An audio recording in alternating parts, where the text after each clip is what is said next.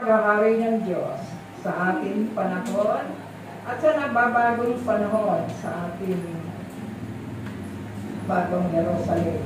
Ang pinadalangin naman na magpapahayag ng banal na salita o nanilit iba ang ating ginang sa bagong Jerusalem, Ginang Tess Carrier.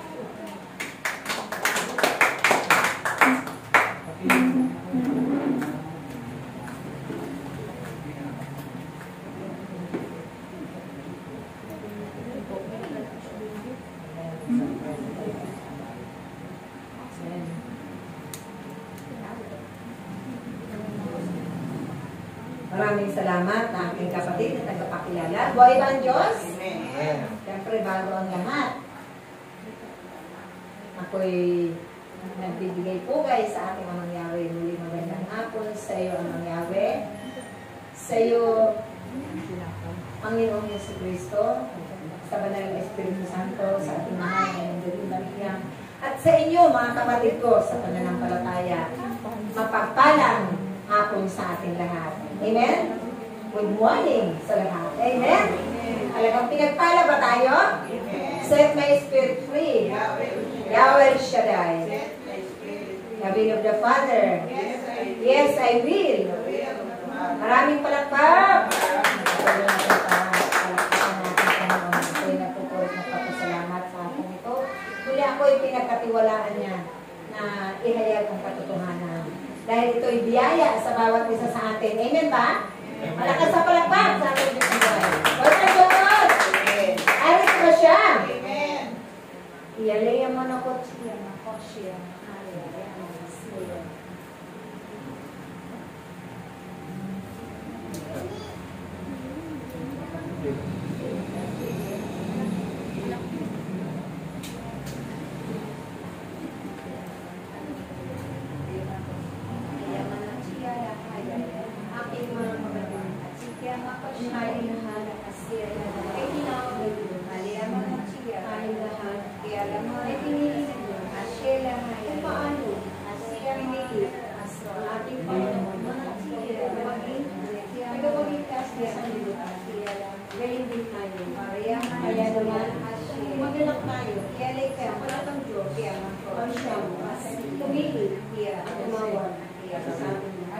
Salamat po, tagapagsalin ang aking kapatid.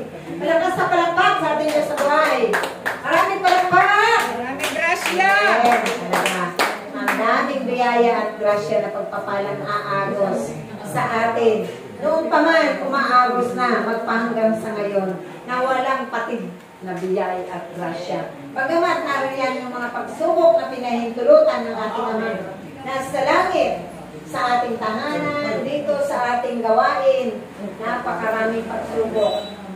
Subalit, salamat sa mga pagsubok na yan, dahil tayo'y narito pa, patuloy na binibigis ang pag-ibig niya. Amen?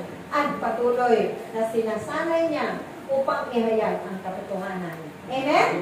Dahil talaga, tayong lahat, sabi nga, tinawag niya Yahweh sa ubasan ito. Tayong lahat ay itinalaga niya. Isa-isa man tayong tinawag sa iba't ibang pamamaraan upang tayo ay tumugon sa kanyang panawagan. Subalit, sa kabila ng lahat ng yan, talaga, umaasa tayo na nariyan ang biyaya at grasya niya. Nariyan siya lagi sa araw-araw nating pamumuhay na hindi niya tayo iniiwanan, tinatalikuran. Amen? Nariyan lagi ang kanyang paggabay. Tulad ng ating Panginoong Jesucristo. Sino ba ang nagtakda sa ating Panginoon upang suguin dito sa sanlibutan ito? Na tayong lahat na narito sa sanlibutan, ito na nilikha ni Amang Yahweh, tayong lahat ay maligtas sa kasalanan. Amen? Sino ba ang nagtakda sa Kanya? Si Amang Yahweh rin. Kaya kung tayo man ay itinatakda ng Diyos, salamat sa Diyos. Magalang ang bawat isa. Dahil ito ay biyaya ng karangalan ng bawat isa sa atin. Bagamat tayo ay mga aba sa paningin ng kapwa-tao natin sa sanlibutan ito. Mga pobre, may hirap, mga dukha. Subalit, mayaman tayo sa paningin ng Diyos. Amen? Bakit po? Dahil pinagsusumikapan natin gawin ang ating mga tungkulin, pinanumpaan. Nanumpa tayo, nanakaw tayo kay Amang Yahweh. Hindi kung kanino man. Kung kaya pinagsusumikapan natin yan, bagamat tayo mga nanay sa ating tahanan. Subalit tayo, hiniram niya na mga nanay na alagad ng Diyos. Amen? Akalain mo, makakamta natin yung maging ina na alagad ng Diyos at tagapaglingkod ng sanglibutan ito. Mga sino pa tayo? Lahat tayo makasalanan. Lahat tayo ay may minanang kasalanan sa ating mga magulang. Malinis pa tayo? No. We are sinners. Amen? May English po yun. Napulot ko ito pagkakila doon eh. Amen? Pero, lahat tayo marumi. May karumihan. May kasalanan. Hindi pa tayo, kung panahon na yun nung tinawag tayo, malinis sa kanyang harapan. Subalit, ang Diyos ang nagtakda. Lilinisin tayo, babaguhin ko tayo. Unti-unti tayo babaguhin, unti-unti tayo lilinisin ang ating buong katauhan upang maging karapatan sa Kanya. Amen? Wala pang perfecto. Pangalan lang po yun. Pero napakabuti ni Amang Yahweh dahil sa kanyang kadakilaan, sa kanyang pag-ibig niya sa bawat isa sa atin, tunay na ipinalaga niya rin ang ating Panginoong Yesu Cristo. Upang, kasi na-propesya ni Simon doon sa banal na akasaan doon. Nasabi niya kay Maria, sa ina ng sanggol, siyempre si Maria po yun, ang ina ni Jesus, na itong batang ito ay magiging tagapagligtas o may gagampan ng kapahamakan o kaligtasan ng buong sanglibutan ito. Ito'y para magiging liwanag ng bawat isang nilikha ni Amang Yahweh sa sanglibutan ito. Tagapagligtas at siya ang maghahayag ng katotohanan. Amen? E tayo rin. Diba? Ano? Napakabuti ng Diyos. Dahil sa kabila na ako'y Marta noong mga panahon yun, na ako'y Bessie sa paghahanap buhay, sa lahat ng mga pagkakautangan na aking naranasan sa aking buhay. Eh yun ang takda sa akin ng Diyos ng mga panahon na yun. Pero hindi ako doon, pinanatili ng Diyos. Sa awa at habag niya, ako'y itinakda niya. Dahil mula pa naman nung ako'y nasa sinapupunan ng aking mahal na ina, takda na pala. At siya ang nagtatakda ng lahat na magaganap sa ating mga buhay. Kaya huwag natin sasayangin ang mga panahon, mga oras na yan, ang pagkakataon na yan, ay tinatagdaan ng Diyos sa atin. Dahil ikabubuti natin ito. Ikabubuti ng ating saligay. Ikabubuti ang lahat ng kapwa-tao natin sa sanlibutan. Amen? Malakas sa palakpak sa ating Diyos na buhay. Dahil ang ating Panginoong Yesu Cristo, ano ba ang ginawa niya? Nang siya'y nabubuhay para sa ng kanyang mga alagad sa sanlibutan ito. May misyon din na iniatang si Amang Yahweh sa kanya. Nang siya'y nabubuhay pa. 10 nakatuwang niya yung mga pinili niyang mga alagad, mga apostol ng panahon ito. Na ito rin ang ating ipinagpapatuloy sa ngayon. Amen? Dahil yun ang takda ng Diyos na propesiya ni Simon. Bakit nasabi niya yun? Dahil siya'y pinagkatiwalaan niya ng Diyos ang mga kapangyarihan. Bakit? Nasabi niya yan sa kanyang mga labi. Lumabas sa kanyang mga bibig. Ang mga bagay na yan dahil si Simon din ay isa rin na itinakda ng Diyos na tagapaglingkod. Amen? Pagamat noong mga panahon na yun, ay talagang natatakot sila na tumugon at maglingkod sa Diyos. Subalit, katulad ng mga alagad na ito, ng mga apostol na ito, ng ating Panginoon, iniwan nila yung kanilang mga hanap buhay nila, nilimot din nila ang kanilang nauumol sa kanilang sarili. Inialay din nila ang oras at panahon para sunod sa ating Panginoon Hesus Kristo. Sila ay mga mangmanglin, walang pinag-aralan, mga abalin sa paningin ng kapwa nila. Subalit, sila rin ang itinagda ng Diyos sa mga panahon iyon. Dahil ang Diyos ang nagtatakda ng bawat gagawin natin, ng bawat gagampanan natin. Dahil tayong lahat ay may mga pananagutan sa isa't isa. Higit sa Diyos. Amen? Malakas na palakpak sa ating Diyos ng buhay.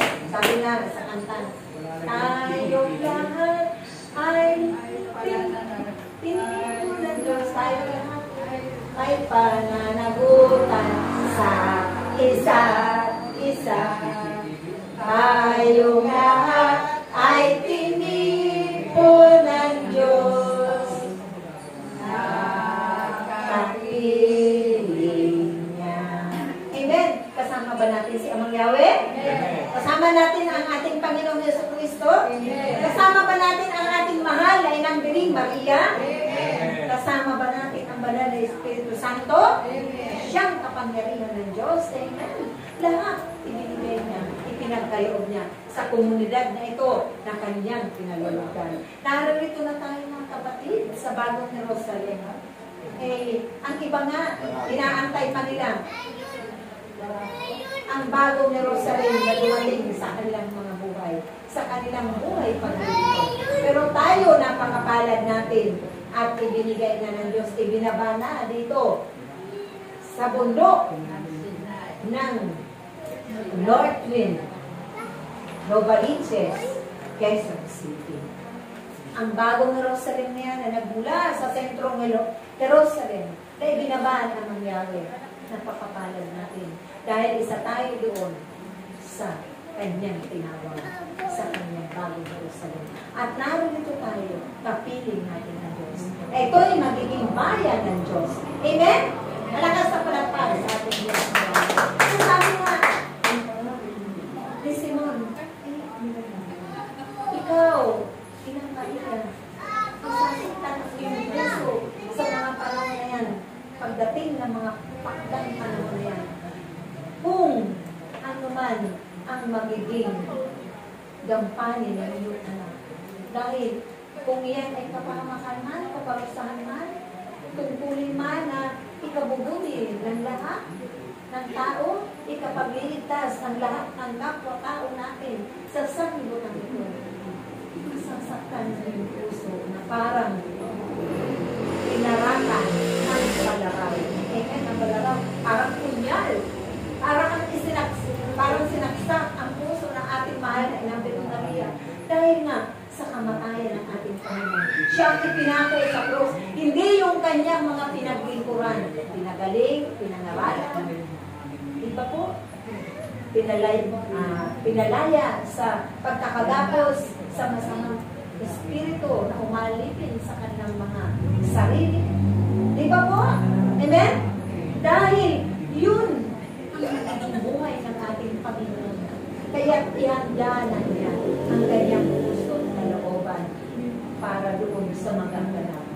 Na tayo rin, kung mararanasan natin yan, ating mga kapatid, na tayo nagpapatuloy sa iniwang misyon ng ating Panginoon, sa sinimulang misyon ng ating Panginoon, na magpahanggang sa ngayon tayo ang nagpapatuloy nito. Na pinagsusunikapan natin ang lahat ng yan. Yung mga pag-aalimura, pag-aalipusta, pag-umusga, pagpaparatang ng walang katotohanan, nararanasan na natin. Mga pag-uusig na tayo ay mga kulto. Kung ano pa man ang sinasabi, pinaparatang sa atin ang ating mga kapwa-tao. Subalit, ang lahat man yan, sa awa at tulong ng Yahweh, sa awa at kadakilaan ng kanyang pag-ibig, na tayong lahat ay tinalungan na, nariyan yung bingin ng pag-ibig sa ating mga pusong kalooban, na paglalabanan na natin. Kaya na nating harapin kahit papaano. Unti-unti man tayong ginagawa ng Diyos. Mahabang proseso man yan ng ating paglalakbay. Kaya kapatid, kasama naman natin ang Diyos sa ating buhay. Nasa sa ating puso siya. Nasa sa ating kalooban. Nananatili yung Espiritu ng Diyos na siyang nagabay, magbibigay o magkakaloob ng karunungan kaalaman para hindi tayo papatol doon sa hindi natin mga kalebe at nakakayanan na natin tanggapin ang lahat ng yan. May kababaang loob. Puno ng pag-ibig at kagalakan, nakakangiti pa tayo. Kahit nag-uumapaw na ang mga pinahintulutang pagsubok solar na sa ating mga buhay bilang kanyang mga itinakda dito sa sanlibutan ito, sa kasalukuyan. Amen? Malakas sa palagpak sa ating Diyos ng buhay. Nakakayanan na natin kahit pa paano. Hindi na tayo tumatalikod. At gantihan natin yung mga kapatid natin sa kapwa na kung ano-ano ang ating naririnig na nagmumula sa kanilang mga labi. Dahil natutunan na natin yung mga aral ng Diyos na kanyang itinuturo sa atin. Unti-unting isinasa puso natin yan at isinasagawa ang nakakalawa sa kalooban. Dahil tayo ay patuloy na dinadalisay ng Diyos. Bakit? Mararanasan at nararanasan natin ang lahat ng yan ng mga pagtulong sa ating buhay paglilingkod. Dahil kung ano man ang naranasan ng ating Panginoon, iyan ay pagdadaanan din natin. Pero hindi natin pinagsisisihan kung mararanasan natin ang dadanasin natin lahat yan bilang tagapaglingkod ng Diyos. Dahil ang lahat ng yan ay tinanggap na natin ng buong puso natin, inialay na natin ang ating mga sarili.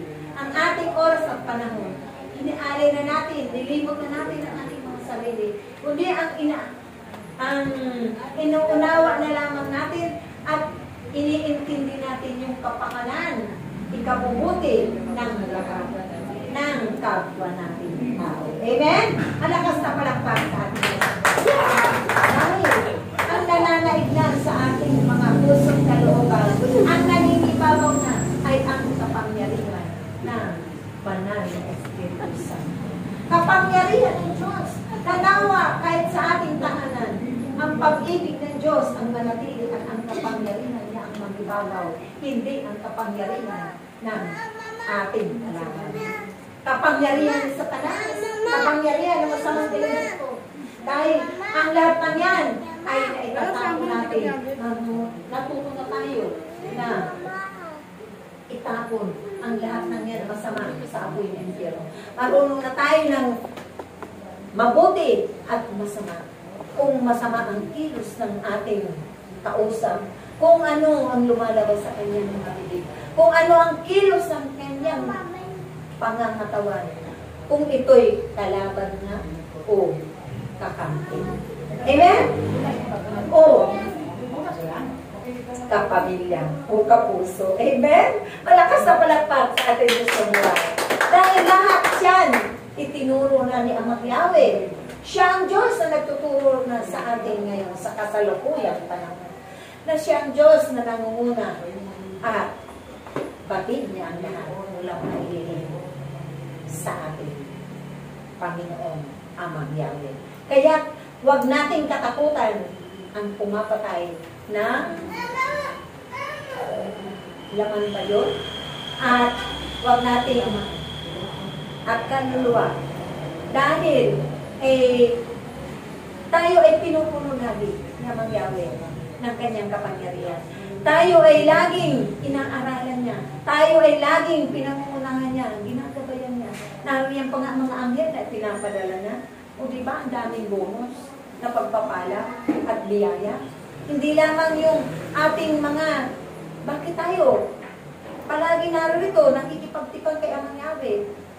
Kasi, ito yung mga tungkulin natin na nararapat din maibahagi natin sa ating kapwa at maipaunawa natin sa ating, lalo na doon sa mga bagong graduate natin, na kung ano ang ating itinanim, kung tayo ay nagtanim ng mabuti, aani din tayo ng kabutihan. Biyaya, dadantin din tayo ng Diyos sa ating mga gawa. Dahil makikilala tayo kung tayo mo ay tunay na mananampalataya niya sa pamamagitan ng ating mga gawa, hindi sa ating mga salita. Amen? Malakas na palakpak sa ating mga. Hindi na tayo naapektuhan nun. Kundi, ginilitian na lamang natin ang lahat ng niya. Sa tulong, awa at habag ni Amang Yahweh. Dahil siya ang palaging namumuna sa atin, nangingibabaw sa ating puso at kalooban. Yung kanyang kapangyarihan. Yung puno tayo ng kagalakan, pag-ibig, kababaan, loob, kapayapaan. Kahit paano, naroon na yung kapayapaan sa ating mga buhay. Napayapa na tayo. Hindi na tayo natatakot kung maubusan tayo ng mga bagay na yan, material na bagay na yan. Dahil andyan naman si Ama. Siya naman ang magkakaroon ng lahat ng mga. Dahil saan ba nagmula ang lahat ng mga? Amen? Katulad ng ating Panginoong Jesucristo. Kahit anong paninira nila, lalong-lalo na ang mga Pariseo at mga Eskriba, siya na lamang ang laging binabantayan ang kanyang kilos, ang kanyang mga ginagawa, ang kanyang mga sinasabi. Pero, hindi natakot ang ating Panginoong Jesucristo. Dahil, yun ang takda sa kanya kung ano man ang dapat niyang kapanan sa mundong ibabaw. Amen? 10 ng kanyang mga apostoles o mga alagad nakasakasama niya noong mga panahon na yun. Malakas na palakpak sa atin. Alaya mo ng kaya mo ba siya?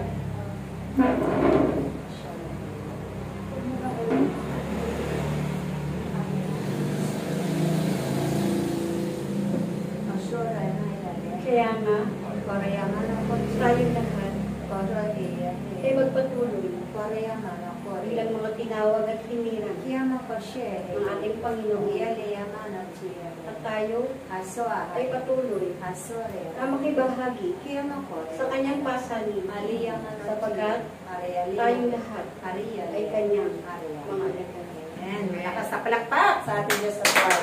Maraming salamat sa tagapagsali ng aking kapatid. Talagang naroon po yung pakatatandaan natin ang mga tagubilin. Dahil ang ating Panginoong Jesucristo, naroon yung kanyang ina, ang ating mahalay ng Birhen Maria. Hanggang na naroon siya, nakabayubay sa krus, hindi siya iniwan. Bagamat masakit sa kalooban ng ating mahalay ng Birhen Maria, ang mga kaganapang yun sa kanan, sa kaisa-isa niyang anak, sa buktong niyang anak. Subalit, yun ang takda niya sa kanyang anak. Yun ang itinakda ng Diyos eh.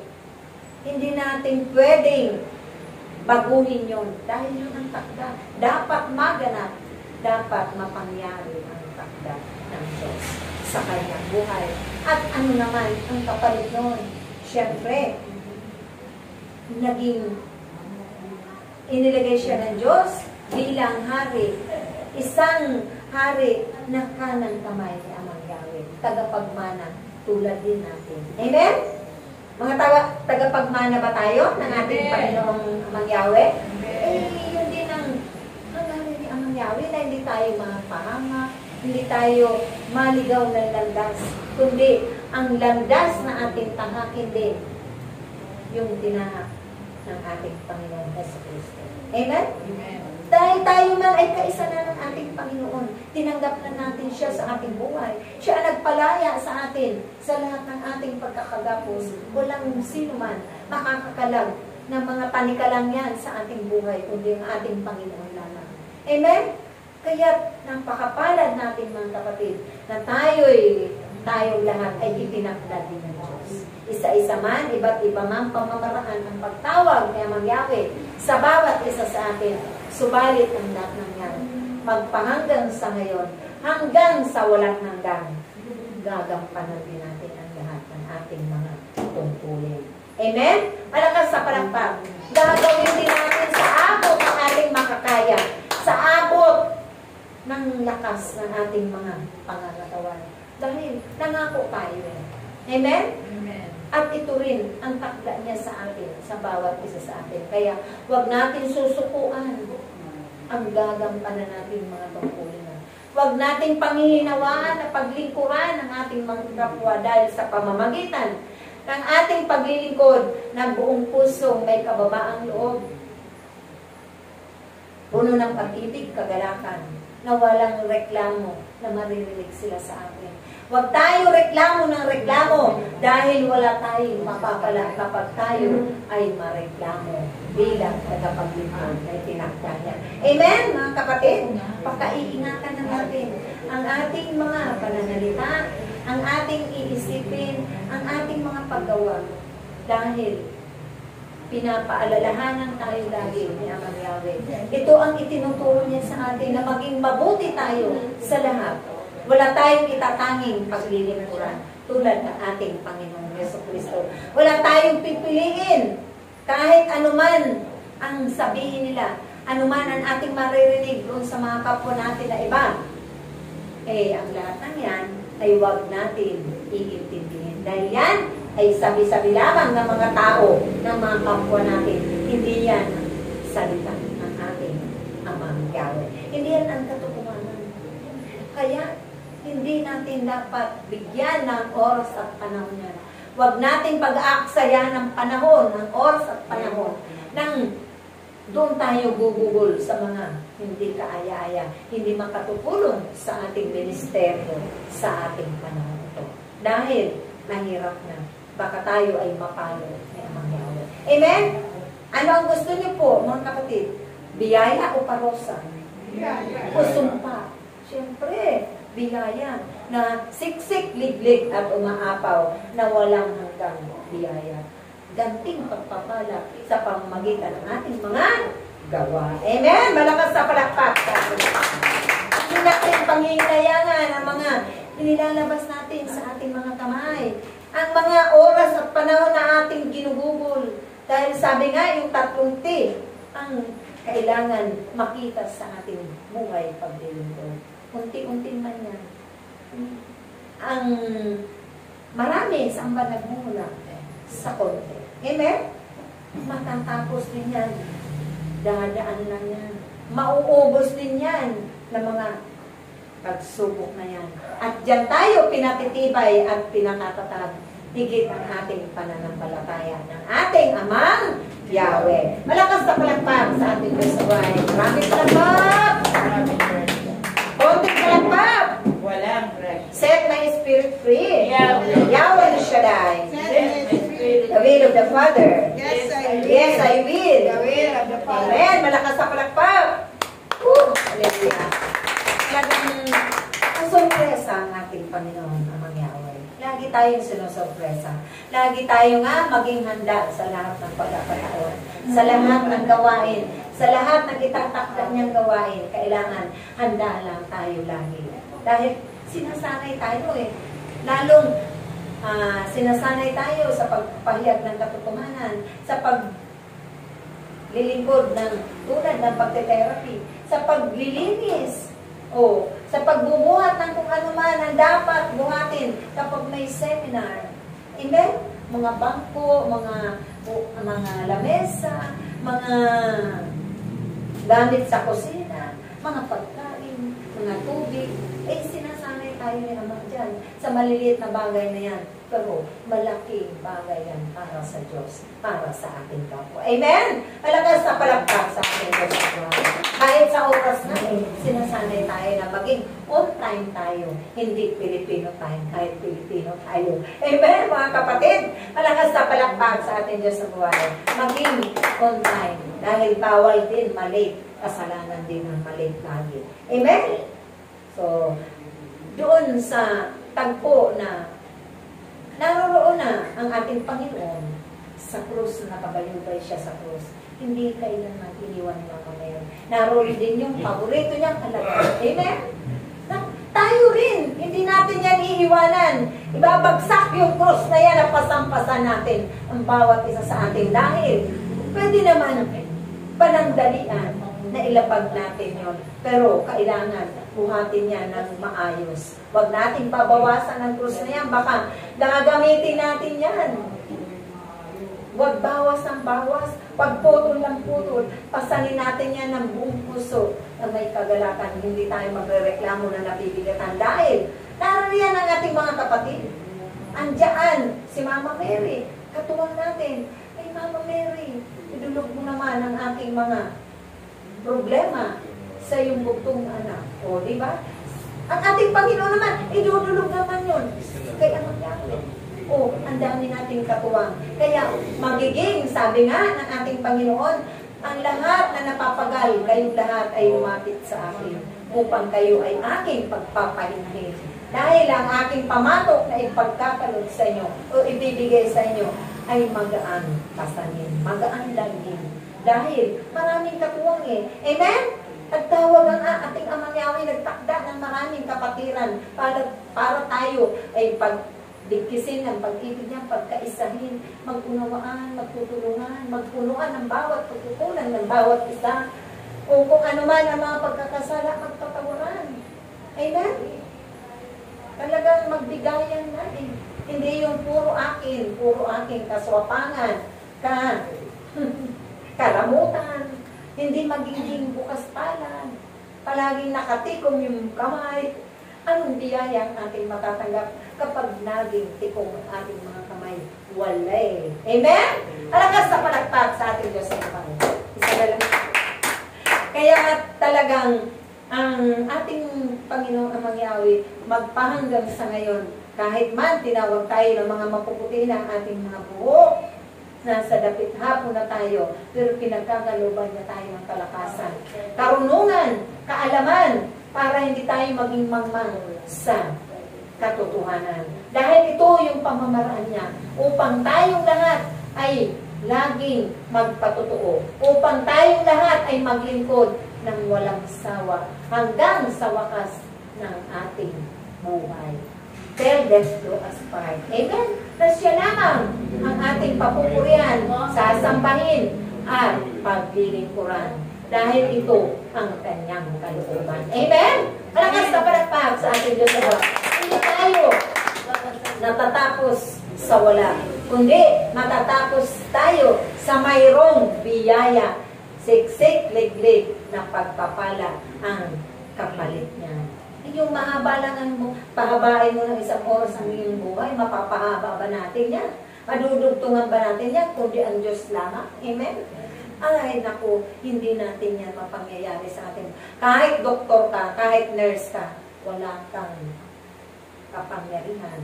Dahil ang Diyos lamang ang makakapagbigay ng lahat ng yan sa atin.